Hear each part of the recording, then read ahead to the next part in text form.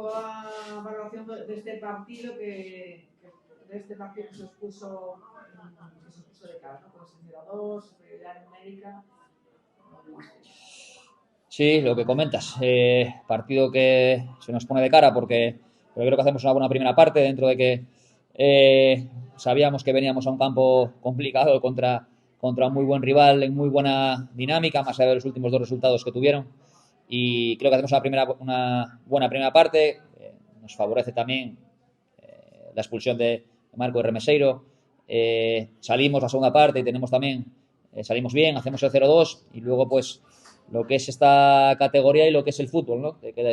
Cuando parecía todo más sencillo, creo que Bergantiños ha dado un paso adelante, ha ido a por el partido también, porque bueno, entiendo que no le quedaba otra, y a nosotros nos ha pesado también los fantasmas de la semana pasada de Corusio, que nos empatan en el descuento, en los últimos minutos sufrimos, y hoy, bueno, pues ese infortunio que tuvimos hace 7 días en casa contra Corusio, pues creo que hoy tenemos también esa fortuna de que la última golpea en el palo y sacamos los 3 puntos de mucho mérito.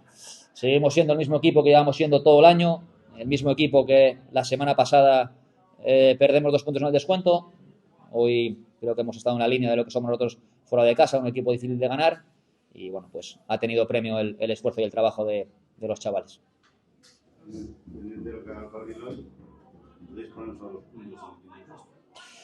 Sí, es la realidad. Quizás nosotros ese objetivo no era el de principio de temporada, pero pues la realidad es que a día de hoy tenemos 45 puntos y nos permite pues soñar. Quedan 3 partidos a todo el mundo, 4 a nosotros por el aplazado contra el Avilés.